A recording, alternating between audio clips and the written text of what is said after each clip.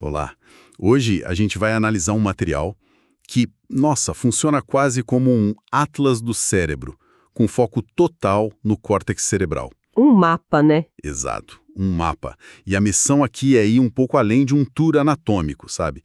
A gente vai tentar entender a lógica por trás dessa geografia. Sim. Por que as coisas estão onde estão e o que essas fronteiras entre as regiões realmente significam. A ideia é decifrar o mapa, mas também a história que ele conta. É uma ótima abordagem, porque essa organização que o material descreve, ela não é nada aleatória. Certo. É o resultado de milhões de anos de evolução. Cada dobra, cada divisão, é tipo um capítulo na história de como nossas habilidades mais complexas surgiram. Antes de saber o que cada parte faz, entender a lógica da localização já nos dá um contexto assim imenso. Certo, então vamos começar pela frente. Pela região que, evolutivamente, é a mais recente e talvez a mais humana de todas. O documento aponta bem na frente o lobo frontal. O que ele representa, além de ser só o nosso rosto neurológico? O lobo frontal é fascinante. Ele é muito chamado de CEO do cérebro, né? Pelo papel em planejamento, tomada de decisão. Sim, já ouvi essa analogia. Mas essa analogia não captura o quão extraordinário ele é. Pensa nele mais como nosso módulo de viagem no tempo mental. Viagem no tempo. Como assim? É a estrutura que permite a gente projetar o futuro, simular cenários, estabelecer metas de longo prazo e, claro, controlar nossos impulsos para alcançar essas metas.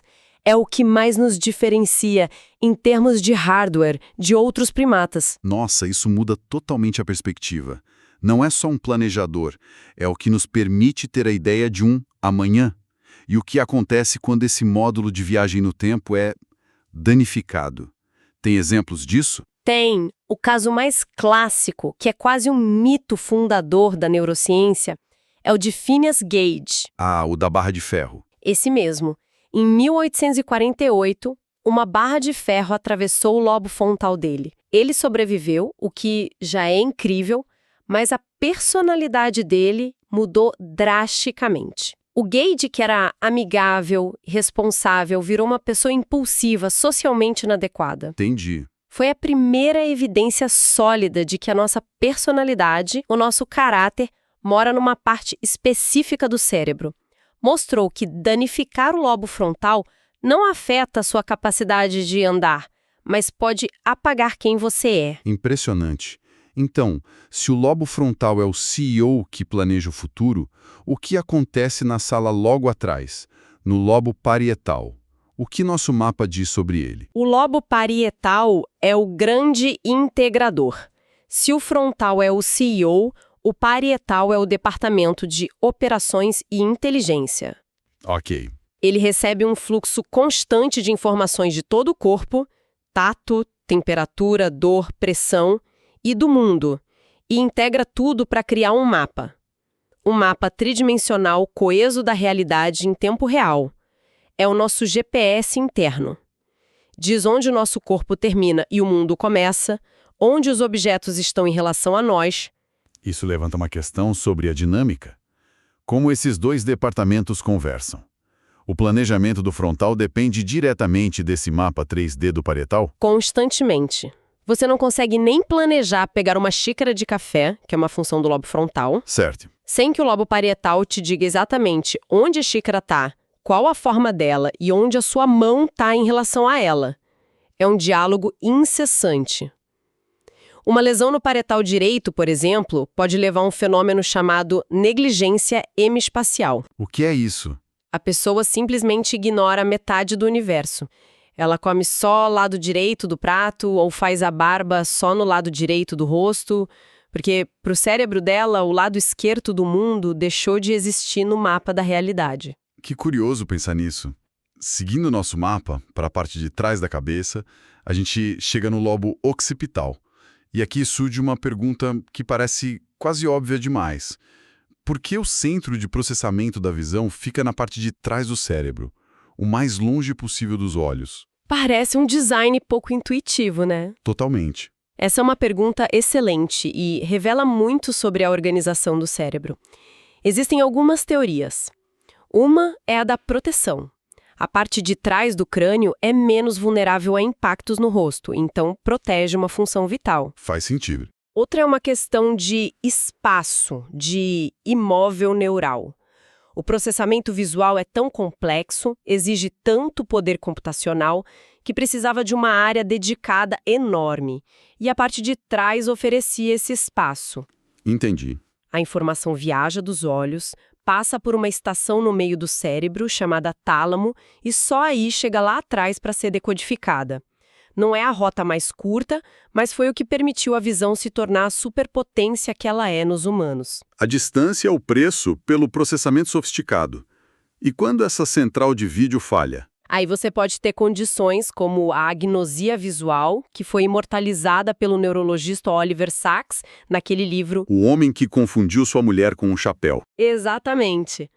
O paciente conseguia ver perfeitamente os traços de um rosto, olhos, nariz, boca, mas ele não conseguia reconhecer o rosto como um todo, como sendo da esposa dele. Os olhos funcionavam, mas o cérebro occipital não conseguia montar as peças para formar um significado. É a diferença entre ver e compreender. Certo. Para a gente completar os 4 grandes territórios, o material nos mostra o lobo temporal, que fica na lateral ali embaixo dos outros. Pela proximidade com as orelhas, eu imagino que a audição seja uma função-chave, mas suspeito que tenha mais coisa aí. Muito mais. O lobo temporal é uma espécie de biblioteca multimídia do cérebro. Biblioteca multimídia, gostei. Sim, ele processa os sons, mas não só isso. Ele associa os sons a significados, o que é a base da compreensão da linguagem, numa área chamada área de Wernicke. E mais, estruturas profundas dentro dele, como o hipocampo, são cruciais para formar novas memórias. Ah, o hipocampo! Sem ele, você viveria num presente perpétuo, incapaz de reter qualquer nova experiência. É onde o som vira palavra e a experiência vira memória. Então tem uma conexão direta entre o que a gente ouve e o que a gente lembra. Tudo acontecendo ali, na mesma vizinhança. Isso explica por que uma música pode trazer uma memória tão vívida de volta. Precisamente. E para mostrar como essas áreas colaboram, uma lesão na área de Wernicke, no lobo temporal, causa uma afasia em que a pessoa fala fluentemente, mas as palavras não fazem sentido nenhum. É uma salada de palavras. Nossa. Já uma lesão na área de Broca, que fica lá no lobo frontal, causa uma afasia onde a pessoa entende tudo, mas tem uma dificuldade imensa de articular as palavras. Isso mostra a divisão de trabalho. O temporal entende o significado e o frontal produz a fala. Ok, então a gente tem esses 4 continentes com funções super especializadas, mas interligadas. Agora, vamos para as fronteiras. Um mapa não é nada sem suas divisões. O documento destaca o sulco central como a primeira grande fronteira. O que torna essa linha tão importante? O sulco central é talvez o marco mais fundamental de todo o córtex. Ele não é só uma linha, é uma divisão funcional drástica. Pensa nele como a fronteira entre o pensar em fazer e o sentir o que foi feito. Uau! Imediatamente à frente dele, no lobo frontal, a gente tem o córtex motor primário e logo atrás, no lobo parietal, o córtex somatosensorial primário. E o que isso quer dizer na prática? Significa que essas 2 faixas de tecido cerebral são, na verdade, mapas completos do nosso corpo. Mapas do corpo, sim. E o mais fascinante é como esses mapas são distorcidos. Não é uma representação fiel. A quantidade de cérebro dedicada a uma parte do corpo é proporcional não ao tamanho dela, mas à sua sensibilidade ou precisão motora. Certo. Isso cria um conceito chamado de homúnculo, ou homenzinho. É como o cérebro vê o corpo, com mãos, lábios e língua gigantescos e costas e pernas minúsculas. Que imagem poderosa. E o sulco central é exatamente a fronteira que separa o homúnculo motor do homúnculo sensorial. A fronteira que delimita 2 mapas distorcidos do nosso próprio corpo. Incrível. A próxima grande divisão no nosso atlas é o sulco lateral. E o material faz questão de chamar de fissura lateral. Qual é a importância dessa distinção? A precisão do termo é a chave. Na neuroanatomia, um sulco é uma dobra, mas uma fissura é um sulco excepcionalmente profundo.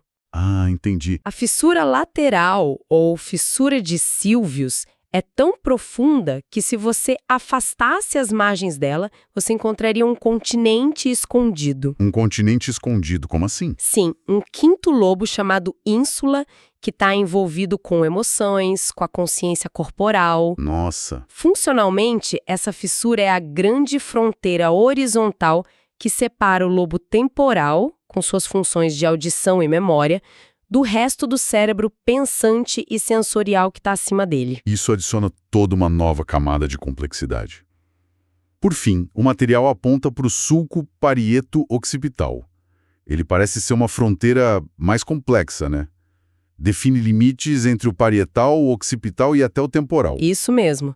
Ele é mais visível na face interna do cérebro. Pensa nele como um entroncamento crítico. É o ponto onde o mapa espacial do mundo, que vem do lobo parietal, precisa se integrar com os dados visuais brutos que chegam do lobo occipital. Certo. Quando você decide pegar um objeto, o lobo occipital diz o que ele é e o lobo parietal diz onde ele está. O sulco parieto-occipital é a fronteira onde essas duas correntes de informação se encontram para guiar a sua ação. É a união do o que com o onde. Certo. É muita informação para organizar e memorizar tudo isso. Os lobos, os sulcos, o que cada um separa do quê, os homúnculos, as áreas de linguagem. Imagino que para um estudante de medicina ou neurociência, transformar esse mapa 2D de um livro num conhecimento 3D funcional para uma prova seja um desafio imenso. É um desafio clássico. E para um conhecimento que é tão visual, tão espacial como a neuroanatomia, a leitura passiva não é suficiente. Não mesmo. A única maneira de realmente solidificar esse mapa mental é através da prática ativa, da repetição e principalmente da resolução de questões. É o que força o cérebro a recuperar a informação, fortalecendo as conexões, sabe? É o que transforma a informação abstrata em conhecimento concreto e duradouro. Pois é. E olha, falando nisso, para quem está nessa jornada, para quem é estudante e quer se preparar de verdade, Sim, essa é a parte difícil. tem uma dica que, nossa, se encaixa perfeitamente aqui. Uma boa é entrar agora em medcob.com.br, baixar o app e aproveitar o maior banco de questões do Brasil. Tem provas anteriores de todas as instituições, questões comentadas, resumos práticos, aulas completas e até flashcards prontos para revisar onde quiser. Uma ferramenta, sim, que permite testar o conhecimento de forma estruturada é fundamental. Ela acelera a identificação dos pontos fracos e reforça a memorização de um jeito muito mais eficaz. Exato. Mas, voltando ao nosso mapa, o que tudo isso significa então? O que o material nos deu não foi só um conjunto de nomes, mas a percepção de que o córtex é um sistema com uma lógica espacial profunda. E se a gente conectar isso a um quadro mais amplo, essa geografia é o pré-requisito para entender qualquer coisa sobre a mente humana. Certo. Saber onde fica o sulco central não é um detalhe trivial.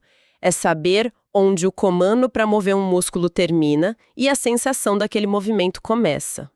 A localização é tudo no cérebro. Por isso, um AVC numa artéria específica causa um déficit de linguagem, enquanto em outra, a poucos centímetros, pode causar cegueira ou paralisia. Este mapa anatômico é, na verdade, o palco onde todas as nossas funções mentais acontecem. Entender o mapa é o primeiro passo para entender a peça. Uma conclusão excelente. Essa base geográfica realmente abre a porta para entendimentos muito, muito mais complexos. A análise foi fantástica. Obrigado pela clareza. O prazer foi meu. É um tema que, por mais fundamental que seja, ele nunca perde o fascínio. Com certeza. E para quem nos ouve, depois de mapear tudo isso, fica uma pergunta. O documento nos dá este mapa claro, quase como um atlas padrão, mas, sabe, o cérebro de cada pessoa, ele segue exatamente as mesmas linhas? Boa pergunta. Ou será que existem, sei lá, pequenas variações individuais nessas fronteiras? Tipo um rio que muda um pouquinho o curso com o tempo. E o que isso significaria, né? Exato. Se sim, o que essas pequenas diferenças na nossa geografia cerebral, o que elas poderiam significar para quem a gente é. Fica aí a reflexão.